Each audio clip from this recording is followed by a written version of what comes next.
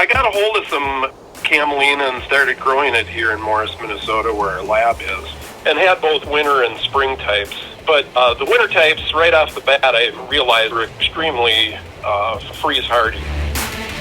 Camelina tolerates freezing quite well, and we also have found that it has a very short life cycle, so it just made a natural winter annual crop for double cropping, and especially for the relay system with soybean. This kind of sparked my thinking, okay, if we can harvest this Camelina relatively early, we might be able to, even as far north as we are, be able to grow a second crop. And it turned out from those studies that it made the best sense, both biologically, agronomically, and economically, to do relay cropping with soybean.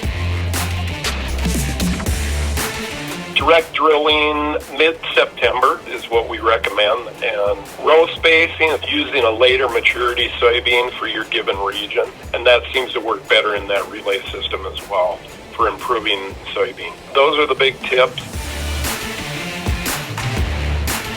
We're using all equipment farmers have right now on their farms. We're not really modifying things too much, but one of the things that we talked about before that you can do with the header that you're using to combine Camelina is to put those devices on there that help push that soybean down and bring the Camelina up so there's no damage to the soybean when harvesting over the top. By doing that, we're able to get two crops in a single growing season rather than just one crop.